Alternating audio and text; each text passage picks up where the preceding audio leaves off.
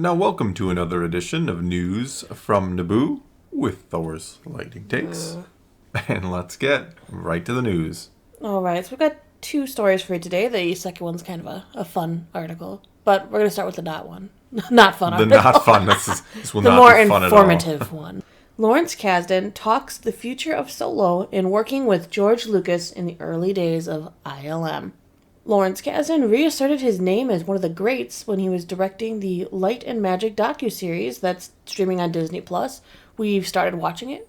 I found it very interesting first so episode, far. yeah. Honestly, I don't know anything about that industry, and apparently either did they, so it's great. No, they made it up as they went, quite clearly, yeah. All right, for lack of better words, the series put the spotlight on Industrial Light and Magic and how they brought not just Star Wars, but so much of the cinema to life. Kasdan, of course, was just the wordsmith behind The Empire Strikes. Just the wordsmith. A little movie you may have heard of called Empire Strikes Back. And Raiders of the Lost Ark. I've never heard of that one. Back when ILM was truly getting off the ground. But he still carries that personal history with him to this day. Speaking with Inverse, Kasdan recalled what it was like getting his first major writing job with the sequel to the 1977 Star Wars. He also touched on what his future might hold, including revisiting the world of 2018's Solo, a Star Wars story. Kasdan kind of remained a fixture in Star Wars, writing the screenplay for The Force Awakens, as well as co-writing Solo with his son, Jonathan Kasdan. The latter went on to famously perform poorly at the box office, but it hasn't stopped fans for asking, the movement for Lucasfilm to take another crack at Solo. Do it. I don't think they'll ever do it, considering Solo is the film that kind of derailed their idea of doing anthology films. I mean, I'm not I liked it. I like Solo. It's fine. It has problems. The biggest one I've always said is it feels like a checklist. Every major event in Han Solo's life gets covered in that 2-week period or whatever the movie gets the Falcon, meets Chewie, gets his famous DL-44 blaster. Yep. Kessel Run. It just plays as a checklist instead of just a movie. It's still kind of fun, and I like it, and I like Donald Glover's Lando. I think he's even better as Lando than Ehrenreich was as Han. Yeah. even though Ehrenreich's Han is not really too much like Han, but he does a good job anyway. I think more or less, if that makes sense. I think Harrison Ford is just one of those actors you're never gonna duplicate it, and the more you try, the worse you're gonna look. But no, I like Solo for the most part. I just don't think it will ever get a sequel because, like I said, it is the film that, whether you like it or not, it derailed the whole idea of kind of the anthology films and taking these character films, and now they've kind of moved to Disney+. They've found success there with the kind of the character stories, in terms of ratings and stuff. We could argue how quote-unquote good they've been, but so I don't see them ever moving those kind of character stories back to the big screen. I don't know what they're going to do with the films, but I don't see Solo 2 ever being something that would happen, which is kind of sad because I do think that was the plan with Solo. I think it was meant to spawn a kind of mini-verse. We were going to probably get a Boba Fett film attached to that. We were going to get, maybe a Lando film and then a Solo 2, and they're all going to culminate in some kind of, quote-unquote Avengers movie where we're going against Maul or something. I mean, I think that's what they were envisioning. I don't know what it would have actually looked like, but I think that was kind of the thought and the plan. And like I said, when Solo was a relative failure at the box office, I mean, it still made $400 million, which sounds like a lot of money, but for a Star Wars film, and considering how much money got pumped into that thing, especially when halfway through they kind of reshot everything, redid everything when Ron Howard came in and kind of, fixed what Lord Miller had done, whatever they did for good or bad. So, no, I don't think Solo 2 ever happens on screen. With the introduction of Disney+, it seemed maybe like an easy call to continue the story in some form onto the small screen. On the subject of a Solo-specific follow-up series, Kasdan isn't a fan of the idea. He said, "I've never been particularly drawn to expanding Solo into a show, but I do talk to John, his son, and Ron Howard a lot about what went right and what went wrong with the Solo experience. I would be more interested in doing another movie, not a TV series." John Kasdan and Ron Howard have also recently spoke about Solo, and Kathleen Kennedy herself had to clarify some comments. So until the door is forever shut, keep faith. See, I think You could see it. I think the Lando series was meant to be a soft continuation of the Solo movie, and now kind of the Lando series is up in the air. Donald Glover has made some remarks that make it, like, is this happening? Is he ever going to find time for it? And then you don't really hear anything about it at Celebration, and you're left wondering, is just another one of Lucasfilm's announcements that never comes to fruition? Who can say? Who can say? Yeah, but I mean, do I want a Han Solo Disney Plus series? Not really. I mean, I like I said, I like Solo, and I think there were bigger plans, but I don't really know that we need to kind of flesh out every moment of Han's life and have a whole kind of thing with it. I kind of just assume he was a really good smuggler for all those years, kind of got infamous, and there you go. Does that need to be like mapped out and explored in depth? I don't know. Lawrence Kasdan is considered to be the one who fully fleshed out and realized Han Solo as a character in Empire Strikes Back. He talks about his initial response when he was brought into the franchise by George Lucas. He says, "I've already written Raiders for him." And then George says, "Now I want you to write Empire." I was shocked. I was immediately thrust into that world. Kasdan touched on the idea that George told him not to worry about the budget while he was writing, instead just telling the best story possible. And that's what Lucas had ILM for, he said. It didn't have to do with the budget, and that's one of the geniuses of ILM. They would expand it or reduce the budget they had and still come up with miraculous things. You see movies that were made for very little at ILM or gigantic movies, and the quality is the same. It's pretty kind of amazing, the work that they were able to do. And here's what Kasdan says about his approach to storytelling. "Everything I've done over these many years is a result of everything I've seen and heard and lived. I'm interested in people. I want to know the details. I want to get behind what they say and try to see what they really are. It's not always easy. Whether I'm writing a character or making a documentary and interviewing someone, I want to know what drove them." Well, that's what storytelling is, right? It's, connecting with characters, understanding them, relating to them. And when you hear George Lucas say he doesn't, just the story first, just worry about the story.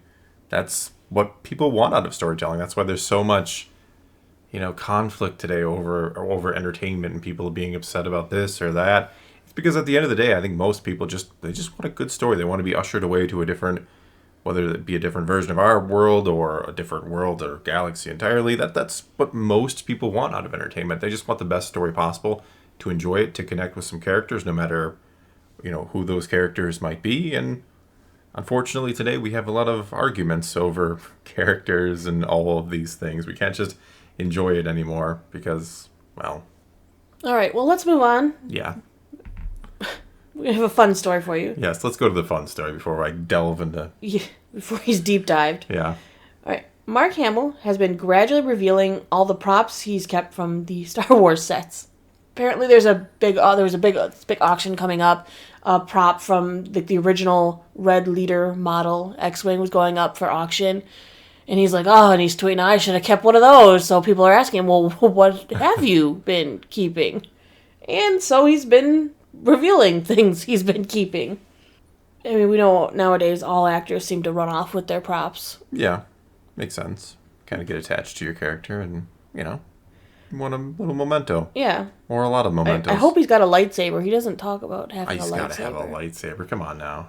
When asked what's the most valuable Star Wars related thing he has possession of, the actor wrote, "My boots from the very first film. Don't know their value because I'd never sell them." Priceless. He took Luke's boots. His 5 robot finger discounts did not end there. He also kept the Stormtrooper helmet he wore while rescuing the princess, an Imperial Death Star employee's cap from A New Hope. Where does he even get that? Like, does he take it from an extra, or where is it in a bin saw one somewhere? sitting somewhere, and he's just like, I'm just gonna put that in my pocket. Yeah, just let me grab that. 1 pair of C-3PO hands and 1 pair of C-3PO feet for his son Nathan. And 1 Anthony Daniels. Poor. No. He just sits in a case in Mark Hamill's home. And 1 prop rubber frog from Return of the Jedi. Awesome. Yes, he took one of the Jabba snacks. Yep. He doesn't have anything from Empire Strikes Back besides memories of a fractured nose or anything from the sequel movies, so he says so far.